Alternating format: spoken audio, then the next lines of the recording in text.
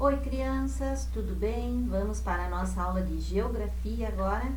Então, nas últimas aulas nós estávamos falando sobre os primeiros povos, né, que foram formando a população brasileira, né, que deram início à formação populacional brasileira.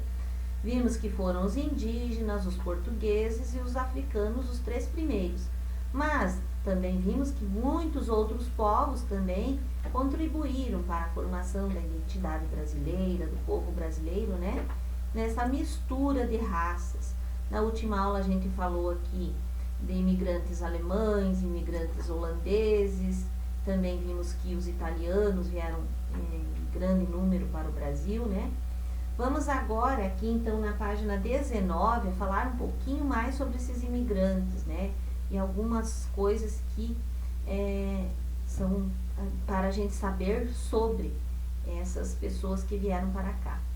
Então agora aqui, ó, a Yuni aqui, veja bem, os primeiros imigrantes, como ela falou aquele dia na aula ao vivo, né, na apresentação do trabalho, que os antepassados dela, não sei se foi bisavô ou tataravô, veio no Maru, ela colocou. Então é o navio Kassato Maru, né? Que foi então a migração começou com essa chegada desse navio, né? Que chegou em Santos, em São Paulo, né? E no norte do Paraná que eles se instalaram, então. Então vejam aqui, ó. Imigrantes japoneses em plantação de algodão no interior do estado de São Paulo. Então veja lá, ó, as pessoas ali no meio das plantações de algodão. Então a imigração japonesa começou com a chegada do navio Kassato Maru em 1908. A maioria dos japoneses instalou-se no estado de São Paulo e no norte do Paraná. Então eles vieram para esses dois estados, né? Vejam logo aqui, agora falando um pouquinho, né, dos italianos. Muitos italianos migraram, principalmente para os estados de São Paulo e do Rio Grande do Sul, para trabalhar nas lavouras de café e mais tarde nas indústrias. Muitos também, né, depois começaram a produzir a uva, a fazer o vinho, como nós vimos também ali dos colegas nos trabalhinhos que eles colocaram, né, dos familiares que vieram produzir vinho. Mais recentemente, o Brasil vem recebendo imigrantes vindo de países vizinhos, o que ampliou muito a diversidade étnica da população brasileira. Portanto, no decorrer de aproximadamente 500 anos, muitas etnias encontram-se em terras brasileiras, originando a população e a cultura do país. Os diferentes modos de vida, os hábitos culturais e o trabalho realizado pelas pessoas transformaram as paisagens urbanas e rurais do Brasil. A identidade e a contribuição cultural de cada povo são visíveis na arquitetura, nas atividades econômicas, na culinária, nos sotaques, na música, na dança e nas festas populares. Então vejam que cada cultura, né, foi inserindo um pouco mais de conhecimento, né, e formando então essa população brasileira que tem uma diversidade muito grande, né, uma diversidade muito cultural muito diferente, né, de vários países, porque tem países que não existe essa mistura, né, de tantas raças como aqui. Então veja, ó, no decorrer de aproximadamente 500 anos, quantos anos tem o Brasil? Pensem bem, nós estamos em 2020. O Brasil foi descoberto pelos portugueses no ano de 1500.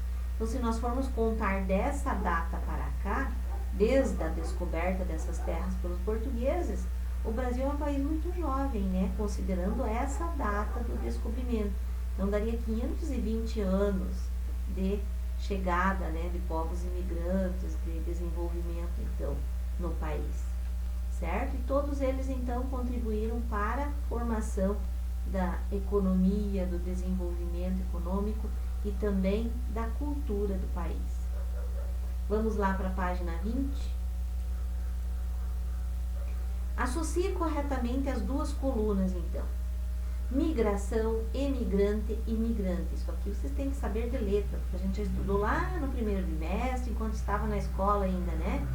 Então, a pessoa que sai do seu país de origem para morar em outro, como que ela é, então? Como que é chamada? Migração, emigrante ou imigrante.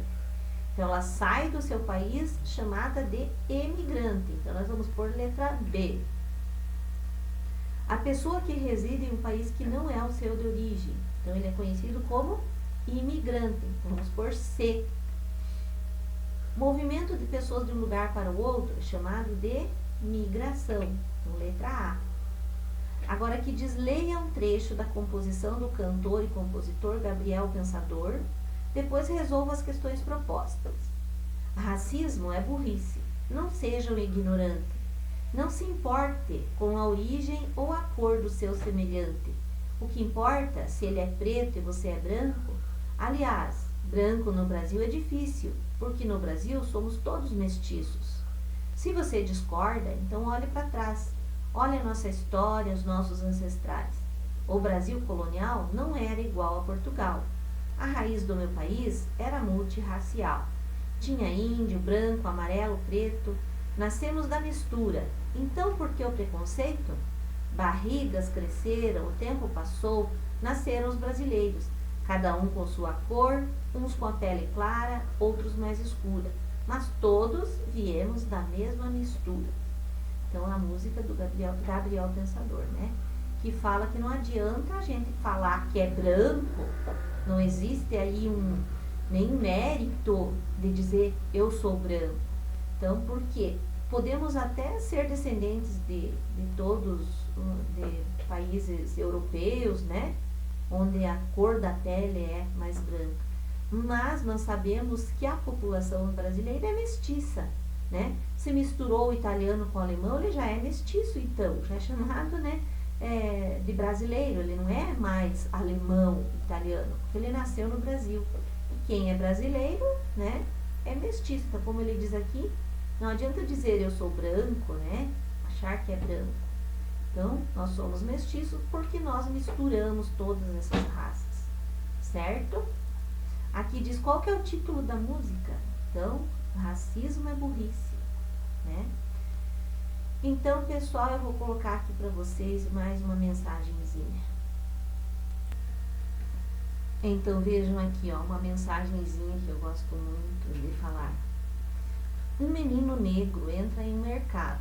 Um homem branco diz: não permito pessoas de cor aqui. O menino negro diz: eu nasci preto. Quando eu estou congelando, eu sou negro. Quando eu estou doente, eu sou negro. Quando eu estiver morto, estarei negro. Você, ao contrário, né? Quando nasce, você é rosa. Quando você está congelando, você é azul. Quando você se sentir envergonhado, você fica vermelho. Quando você está morto, você fica roxo. E você está me chamando de pessoa de cor? Então, quem que tinha mais cor ali? Enquanto a cor da pele for mais importante que o brilho dos olhos, ainda haverá guerra. E aqui uma frase, né, do saudoso Nelson Mandela, que foi presidente da África do Sul, né, que lutou também muito pelo preconceito. Então veja aqui, ó, ninguém nasce odiando outra pessoa pela cor da sua pele, por sua origem ou ainda por sua religião. Para odiar, as pessoas precisam aprender. E se elas podem aprender a odiar, elas podem ser ensinadas a amar. Então, ninguém nasce sendo racista, sendo preconceituoso, né? É uma coisa que vai se adquirindo quando vai crescendo, vendo as outras pessoas fazerem isso, né? Então, a gente, em vez de aprender a odiar, tem que aprender a amar. Então, pessoal, fica aí a nossa dica para a nossa aula, né, de geografia, para a gente pensar um pouquinho, né, sobre o racismo, né? Hoje em dia, ainda existem pessoas que acham que a cor da pele é muito importante. E a gente tem que saber que isso realmente não tem relevância. A pessoa tem que ser visto, né, pelo que ela é, não pela cor da sua pele, sua religião, sua raça, certo? Então, ficamos por aqui com a nossa aula de hoje e até a próxima aula. Beijo!